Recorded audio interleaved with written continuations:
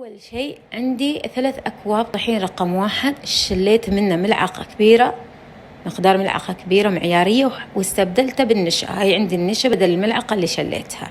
عندي 1.25 كوب من السكر المطحون، وعندي هنا وهذا الشيء اللي يميز السابلي اللي هو نص كوب من اللوز المطحون. طبعا اللي ما عنده هالمكون ممكن يستبدله بالطحين.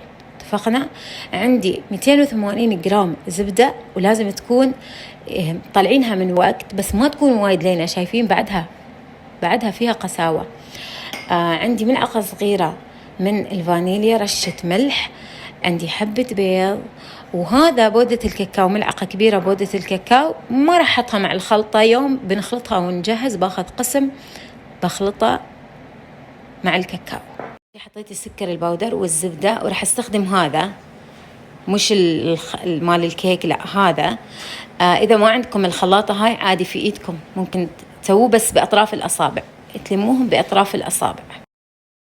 الله يسلمكم، بعد ما اندمجت الشيات شايفين كيف اندمجوا عدل، نحط الفانيليا والبيض ورشة الملح ونقلبهم. بعد ما اندمجت الشيات مع بعض رح ننزل النشا، وبعد نبدأ ننزل الطحين وطحين اللوز، وبالتدريج. طبعا مجرد ما تتماسك الشيات، ما نباها تصير عجينة كاملة شي، بس تتماسك. فين كيف مجرد ما تجمع التجميع، يلا الحين راح احطها على الطاولة عندي هنا، وابدأ اجمعها، اكورها بس مو بالعجين. بعد شي احاول بس اجمعها تجميع. اتفقنا؟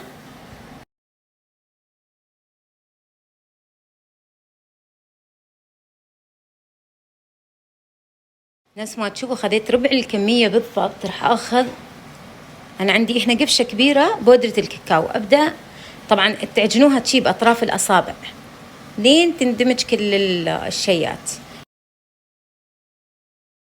هذه الله يسلمكم عجينتنا صارت جاهزة. الحين راح نحطها بالثلاجة ساعة كاملة أو أكثر، يعني عادي ثاني يوم تبدأوا تشتغلوا فيها. لأن هي عجينة طرية فيها كمية زبدة شايفين، فنبغاها تكون متماسكة عشان يكون سهل علينا إن نشكلها وننقلها على الصواني وهالأشياء. اتفقنا؟ كيف عجينتنا صارت قاسية عدل، هذا هو المطلوب.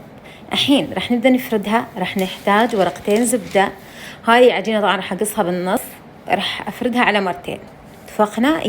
أول شيء تعطوها الضربة القاضية لأنها يابسة، وبعدين تبدوا تفردوها.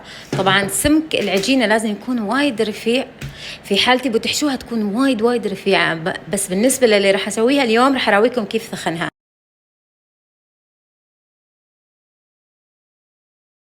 بعد ما تفردوها شايفين ورقة الزبدة بعدها موجودة بإيدكم، سووا شي شوية عشان السطح يكون أملس.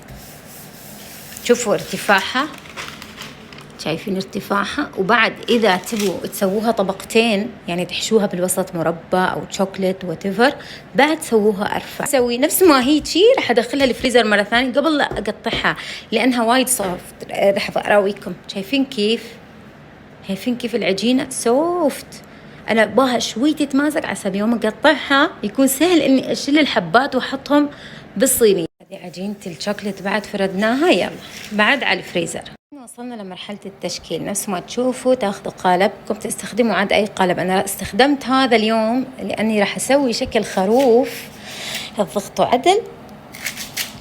أيوة طبعا يابسة عندي، شايفين كيف يبست، فهاي يكون أسهل إنكم تقصوها، وهي لينة تكون صعبة شوي. شايفين كيف؟ يلا بس ننزلها، انزلي نحطها في صينيتنا. طبعا تشغلوا الفرن في هاي الأثناء على درجة 160. هذيلا ترجعوا مرة ثانية تلموهم مع بعض وتحطوهم بالفريزر، نفس الطريقة تردوا تفردوهم وتقطعوهم على نفس هالأشكال.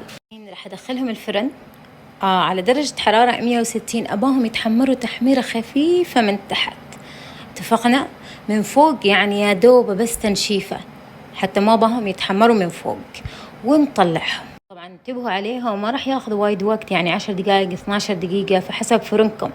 بس مجرد ما أخذوا لون خفيف خلاص طلعوهم. أحلى شيء يوم تسووا أي نوع من الكوكيز المطبخ تستوي ريحته خرافية. شايفين يا دوب هم تحميرة خفيفة من تحت، نخليهم يبردوا تماما قبل لا نبدأ نسوي فيهم أي شيء. الحين هذا جسم الخروف، الحين راح نسوي راس الخروف. راس الخروف راح استخدم هذه وأسوي دوائر، خليكي قريبة منها. بس ما فيش أسهل من كذا. انزلي انزلي. اللي بعده يوم تسوي الراس تسوي له خشم عشان يتنفس، تسووا بأي عود عندكم. يختنق يعني الخروف، يعني ما يصير هالشكل.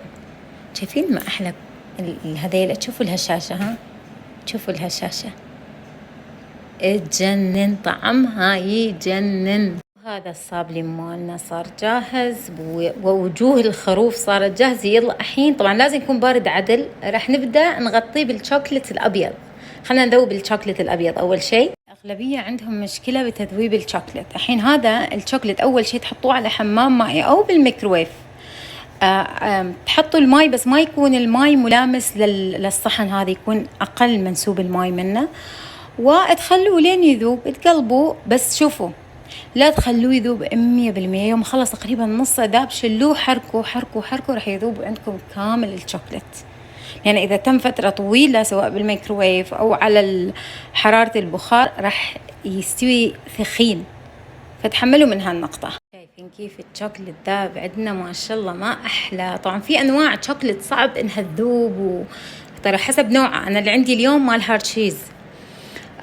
إذا وايد كان ثخين عندكم حطوا شوية زيت، تحملوا لا تحطوا زبدة، لأن الزبدة فيها نسبة رطوبة بتخرب لكم الشوكولات. خلاص يلا الحين الله يسلمكم نبدأ ناخذ. تعالي بسكوتة بسكوتة شوية ونحطها على يم. طبعا هاي راح تصير سيدة بعد شوية، تريوا عليها. اللي بعده قبل لا يبرد الشوكولات 100% ويتماسك حطوا كأني خربتها. حطوا وجه الخروف. يلا نحطهم كلهم وبعدين نحط لهم العيون، والعيون راح تكون بعد من الشوكولات الأبيض. ما تحسوا كأنه شيء مرسوم؟ قمة الكيات الممكنة في الحياة. سابلي خروف العيد، والله إني مستانسة عليهم. كيوت كيوت كيوت من اليوم لباكر. أحس حلو لو نغلفهم شي بنايلون شفاف وفيونكة من تحت. يا سلام يا سلام على خروفاتنا مال العيد. ما فيش أجمل من كده. من كل الزوايا قاعدة أصورهم. والله مستانسة عليهم. نتيجة جميلة جدا جدا جدا جدا. وبس كده ودمتم سالمين. تعالوا نسوي فقرة غاية متابعينك. تعالي انتي. يا سلام.